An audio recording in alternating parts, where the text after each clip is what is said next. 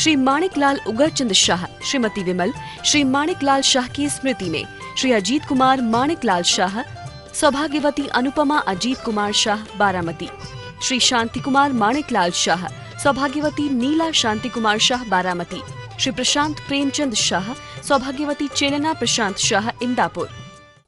समीचीन विकल्पों का सम्यक समाधान। सम्यक ज्ञान की एक ऐसी अनूठी विधा हम सभी प्रतिदिन प्राप्त कर रहे हैं जो हमारे जीवन को एक सुव्यवस्थित बना करके और कल्याण का मार्ग प्रशस्त कराने वाली है। इस सम्यक समाधान में प्रतिदिन हम अनेकानेक ऐसे उन विकल्पों को प्राप्त करते हैं और उन विकल्पों से उस सम्यक समाधान को प्राप्त करके अपने कल्याण का मार्ग स्वतः ही प्राप्त कर लेते हैं, क्योंकि यह जो सम्यक समाधान है वह एक निर्ग्रंथ योगी के द्वारा हमें प्रदान किया जा रहा है और निर्ग्रंथ गुरु के द्वारा प्रदत्त किया गया सम्यक समाधान निश्चित ही हमारे कल्याण का मार्ग प्रशस्त करने वाला होता है। प्रारंभ करते हैं आज का सम्यक समाधान। और आज का पहला विकल्प जबलपुर मध्य प्रदेश से पलक जैन परम पूज मुनिश्री के चरणों में बारंबार नमोस्तु निवेदित करते हुए अपना समीचीन विकल्प रख रहे हैं कि महाराज जी, आज की शिक्षा का मतलब डिग्री हो गया है। आज के युग में शिक्षा का उद्देश्य मात्र नौकरी प्राप्त करना हो गया है।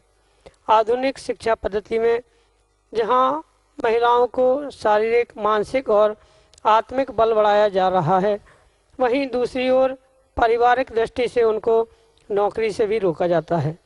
अगर हम समानता की बात करें तो आज के युग में लड़का लड़की दोनों को एक सा अधिकार है, लेकिन महिलाएं नौकरी करना चाहती हैं तो परिवार को उचित क्यों नहीं लगता?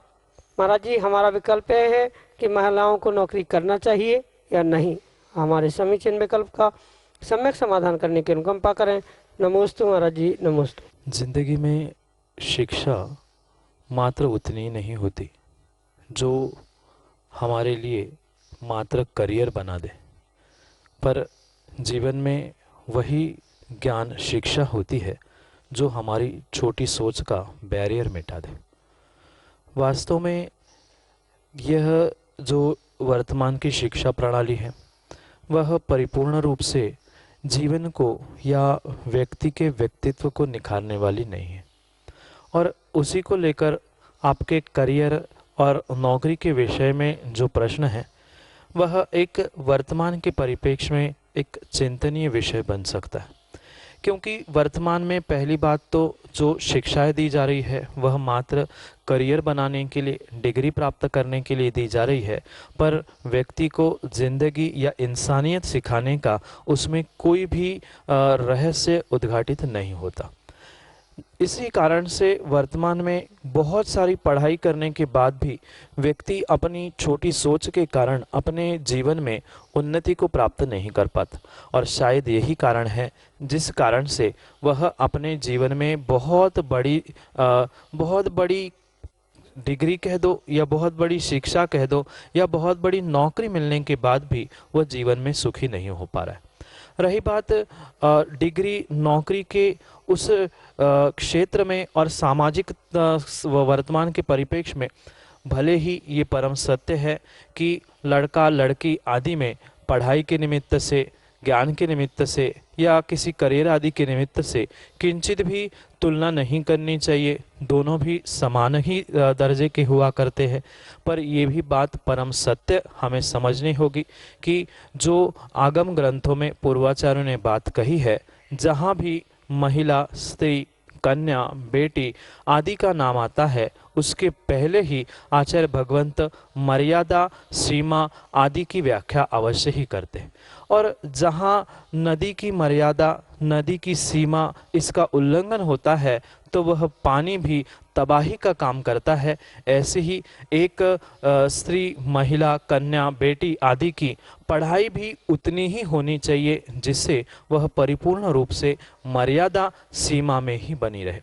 वर्तमान के परिप्रेक्ष्य में जैसे आपका चिंतन है कि सबका एक सा हक है, सबको एक से जीने का अधिकार है, ये जीने का हक अधिकार कितना भी व्यवस्थित होने पर भी, समानता आप मानने पर भी, ये परम सत्य हमें स्वीकार करना होगा कि स्त्री की स्त्री पर्यायजन्य कुछ मर्यादाएं हुआ करती है और उस मर्यादा का उल्लंघन किसी भी प्रकार से नहीं होना चाहिए।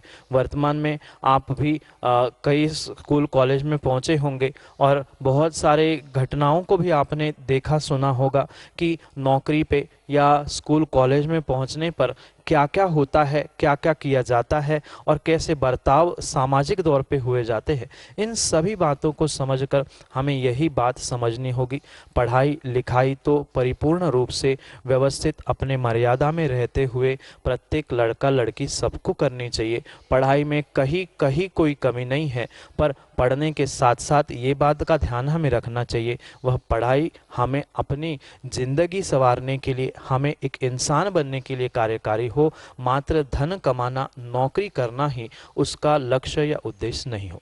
बहुत सारे जीवों के दिमाग में भ्रम यही बैठा है कि मैंने डिग्री प्राप्त कर ली, मैंने इतनी बड़ी पढ़ाई की है तो मुझे नौकरी ही करनी होगी।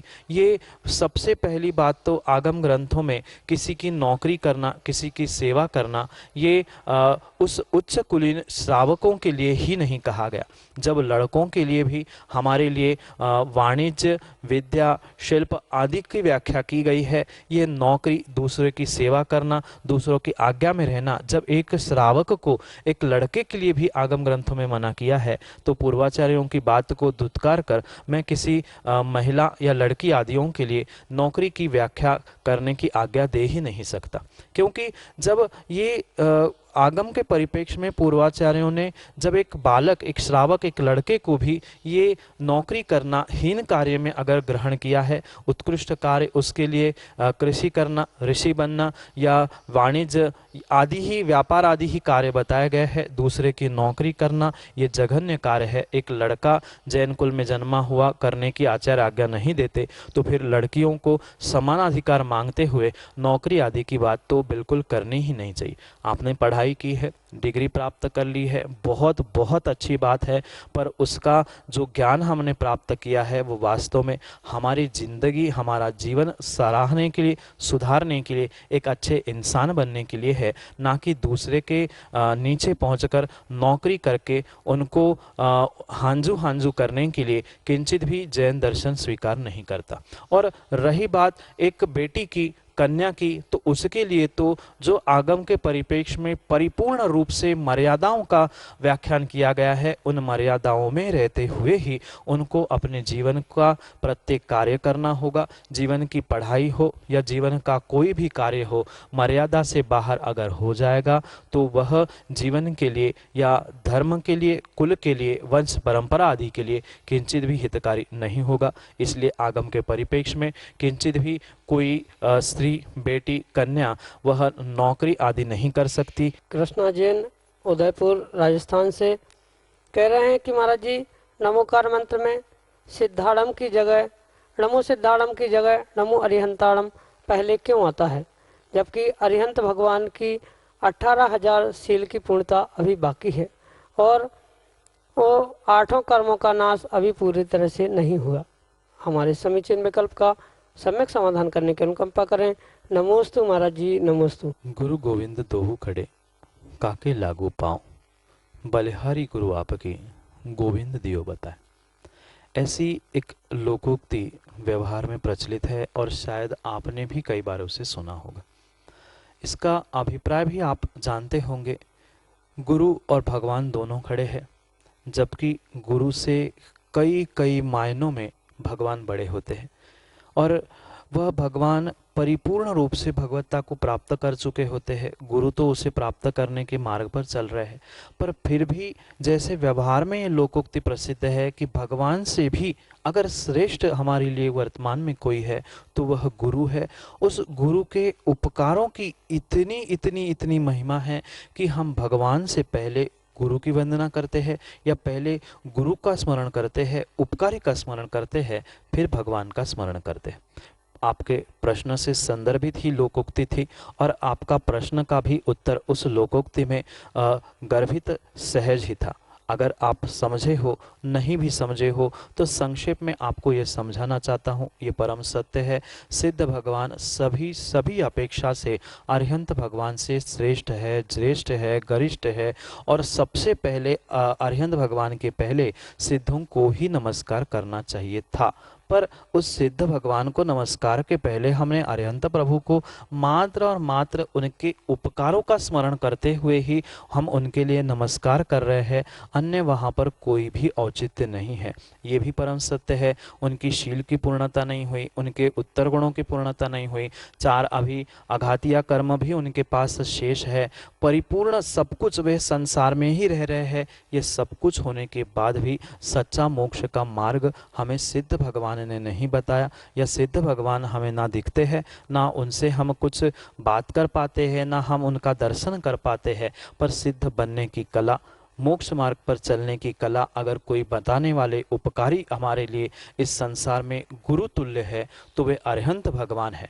और वे उनके असीम उपकार हम सभी भव्य जीवों पर है, जिनकी प्रेरणा से, जिनके उपदेश से हम देवशास्त्र गुरु पर श्रद्धान करना सीख रहे हैं, हम चारित्र को पालन करना सीख रहे हैं, सच्चे ज्ञान को प्राप्त कर रहे हैं। यह मात्र और मात्र उन अरिहंत प्रभु और विशेष करके उन तीर्थंकर भगवंतों का, जिनका समोशरण, दिव्य ध्वनि आदि प्रसिद्ध है, उनके ही निमित्त से, उनके उपकारों से ही हम मोक्ष मार्ग पर या सिद्ध बनने की प्रेरणा को प्राप्त कर सकते हैं। इसलिए सभी अपेक्षाओं से सिद्ध भगवान से अरिहंत भगवान निम्न होने पर भी, छोटे होने पर भी, सिद्ध भगवान बड़े होने पर भी हम सबसे पहले वह गुरु यानी उपकारी की महिमा को जानते हैं और उपकारों को ध्यान में रखते हुए, ऐसा जो आचार्य भगवंतों ने आगम ग्रंथों में लिखा है कि नहीं साधु विस्मरन्ति कृत्मोपकारा, यानी जो साधु पुरुष होता है, सज्जन पुरुष होता है, अपने ऊपर किए हैं उपकारों को नहीं भूलता। इसलिए उपकारों को ना भूलते हुए सबसे पहले उपकारी ऐसे अरिहंत भगवान को हम सिद्धों से छोटे होते हुए भी उनको सबसे पहले स्मरण करते हैं। यही आपके लिए सम्यक समाधान। अभिनव राजावत, इंदौर, मध्य प्रदेश से परम पूज्य मुनिश्री के चरणों में बारंबार नमोस्तु निवेदित करते हुए अपना समीचीन विकल्प रख रहे हैं कि महाराज जी, सोमा सती के बारे में ये बात आती है कि घड़े में रखा सर्प फूलों की माला बन गया। तो महाराज जी, इसमें हम द्रव्य की उत्पत्ति या नाश को कैसे समझें? क्या जीव द्रव्य अजीव द्रव्य में बदल गया? हमारे समीचीन विकल्प का सम्यक समाधान करने की अनुकंपा करें। नमोस्तु महाराज जी, नमोस्तु। जैन दर्शन का यह अकाट्य सिद्धांत है कि प्रत्येक द्रव्य का परिणमन स्वतंत्र रूप से होता है और एक द्रव्य दूसरे रूप कभी भी परिवर्तित नहीं होता। पर यह भी बात हमें समझनी होगी कि प्रत्येक स्थानों पर सिद्धांतों को लगाकर या तर्क बुद्धि से ही निर्णय नहीं किया जाता। कभी कभी सिद्धांतों को अलग रखते हुए कुछ श्रद्धान का, कुछ अन्य अनुयोगों का भी आश्रय लेते हुए हमें आगम के उन रहस्यों को उद्घाटित करना अवश्य होगा। जैसे सोमा सती के विषय में आप प्रश्न पूछ रहे हो, यह परम सत्य है कि जो सर्प जीव द्रव्य था वह माला रूप, पुद्गल रूप कैसे परिणमित हुआ, ये विकल्प आना स्वाभाविक है।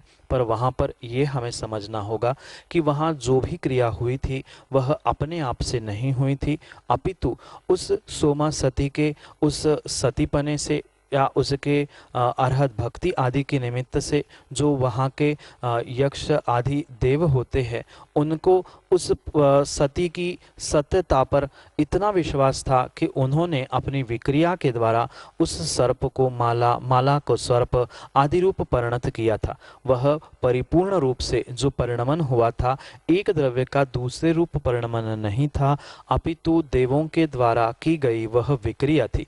और जहाँ विक्रिया में परिणमन हो रहा है वहाँ कोई सिद्धांतों का होना आवश्यक नहीं है। इसलिए आप इस बात को इस प्रकार से समझे, क्योंकि हमें तो आगम की प्रत्येक अनुयोगों पर श्रद्धान करना होगा। हम ऐसा नहीं कह सकते वो तो कथानक है, वो ऐसे ही मजाक में लिख दिया होगा, ऐसा नहीं है। ऐसे कई सारे दृष्टांत आगम ग्रंथों में इसी विषय को लेके आते हैं, पर वहाँ पर परिपूर्ण रूप से प्रथमानुयोग पर भी श्रद्धान करते हुए हमें यही निर्णय करना होगा, ये जो कुछ भी हमें बदलाव दिखा वह सर्प से माला आदि ये परिपूर्ण रूप से देवों की विक्रिया थी। वहाँ प्रत्येक स्थानों पर, आपके जानकारी के लिए बता दूं, वह देव मात्र विशिष्ट स्थानों पर ही नहीं रहते, अपितु ऐसे भी कुछ देव व्यंतर जाति के, भवनवासी जाति आदि के होते हैं जो यहाँ यत्र तत्र भ्रमण करते हैं। यहाँ जहाँ आप बैठे हैं, हम बैठे हैं, वहाँ भी उनका निवास हो सकता है।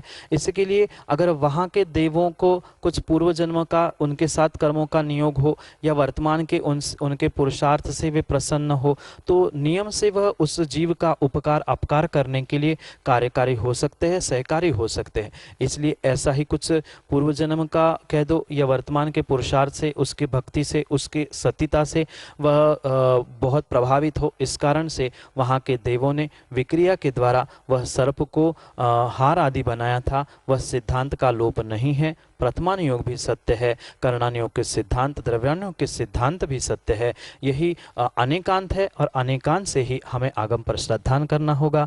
यही आपके लिए सम्यक समाधान। बीना जैन, पंचकूला, हरियाणा से परम पूज्य मुनिश्री के चरणों में बारंबार नमोस्तु निवेदित करते हुए अपना समीचीन विकल्प रख रहे हैं कि महाराज जी, छठे काल के अंत में जब सब कुछ नष्ट हो जाएगा, तब इतनी सारी आत्माएं कहाँ जाएंगी, क्योंकि आत्मा तो अमर है। हमारे समीचीन विकल्प का सम्यक समाधान करने की अनुकंपा करें। नमोस्तु महाराज जी, नमोस्तु। आत्मा तो अजर अमर है। हम आयु गिने, हम इस दिन की, या हम दिन गिने इस आयु के, ये जितना सिद्धांत सत्य है, उसके साथ साथ अनेकांत से हमें ये बात भी समझनी होगी कि जो छठे काल के बाद जो कहा गया है कि सब नष्ट होगा, सृष्टि नष्ट हो जाएगी, अग्नि आदि, धर्म आदि नष्ट हो जाएगा, इसका अर्थ ये नहीं है कि जीवात्मा या आत्मद्रव्य नष्ट होने वाला। जितने इस ब्रह्मांड में भूत में आत्मा या जीव द्रव्य थे, उतने ही आज है, और आने वाले समय में भी उतने ही जीव द्रव्य रहेंगे। उनकी संख्या किसी भी प्रकार से कम होने वाली नहीं है। वे अनंत जीव थे, अनंत जीव है, और अनंत जीव रहेंगे। पर जो छठे काल, पंचम काल आदि के निमित्त से जो बदलाव दिख रहा है, या छठे काल में जो नष्ट होना ऐसा लिखा है, वहाँ जीव राशि नष्ट होनी नहीं लिखी है। वहाँ भी जीव रहेंगे, मनुष्य भी रहेंगे, पर उनकी परिणाम परिणति भिन्न रहेगी। उनमें धर्म का कोई भी प्रभाव या धर्म का कोई अस्तित्व नहीं रहेगा। इस अपेक्षा से ये कहा जा रहा है कि वहाँ छठे काल में नष्ट सब कुछ होगा। और ये भी परम सत्य है कि छठे काल के बाद जो प्रलय आएगा, उतने दिनों तक वह सब कुछ नष्ट होना, अग्नि की वर्षा, विष की वर्षा, ये भी परम सत्य है। पर उस समय में भी हमें ये समझना होगा कि जीव कभी भी नष्ट ना हुआ, ना होगा, ना होता है। मात्र उसका परिणमन बदलता है, या मात्र उसकी पर्याय बदलती है। जो इस भरत क्षेत्र में जन्मने वाले जीव होंगे, वे कहीं अन्यत्र विदेह आदि में, भोग भूमि, कुभोग भूमि में, देव में, नरक में, या तिर्यंच गति आदि अन्य स्थानों में पहुँचेंगे, पर उनका सर्वथा नाश कभी भी किसी भी अपेक्षा से नहीं होता। अंतर मात्र इतना हमें समझना होगा कि जो मनुष्य पर्याय में होंगे, या तिर्यंच पर्याय में, भरत क्षेत्र आदि में, जहाँ काल का परिवर्तन हो रहा है, इन स्थानों में जिन्होंने जन्म लिया था, वे कहीं नरक आदि में, देव आदि गति में, या अन्यत्र जहाँ काल का परिणमन नहीं है, वहाँ जन्म ले सकते हैं। ऐसे जो तीन लोक के जो शेष स्थान है, वहाँ पर वे हो सकता है निगोदिया बनकर जन्म ले रहे हो, या अन्य किसी पर्याय को प्राप्त करके जन्म ले रहे हो। यही आगम के परिप्रेक्ष्य में परम सत्य है कि द्रव्य का कभी भी नाश नहीं होता, अपितु मात्र द्रव्य का परिणमन पर्याय रूप होता है। और वैसा ही छठे काल की अपेक्षा से भी हम पर्यायजन्य परिणमन समझे। द्रव्य यानी जीव का, आत्माओं का नाश नहीं होता, अन्यत्र अन्य स्थानों पर, अन्य पर्यायों में वो जन्म लेंगे। यही आपके लिए सम्यक समाधान।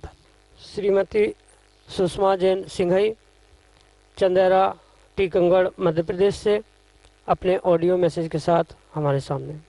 मैं सुषमा सिंघई, चंदेरा, टीकमगढ़ से बोल रही हूँ। मेरे गुरु आराध्य दुई मुनि के चरणों में मेरे पूरे परिवार की तरफ से कोटि कोटि नमोस्तु नमोस्तु नमोस्तु महाराज जी। महाराज जी, मेरा एक विकल्प है। अक्षय तृतीया आने वाली है। मैं हर साल अक्षय तृतीया के दिन चौका लगाती हूँ।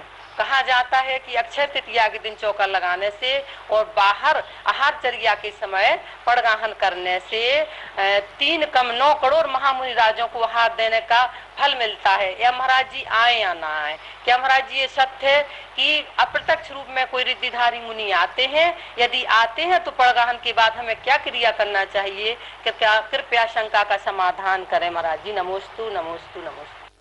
माँ, ये बहुत अच्छी बात है कि आप प्रत्येक अक्षय तृतीया के दिन चौका लगाते हैं, शुद्ध भोजन करते हैं और मुनिराज हो तो पात्र दान भी देते।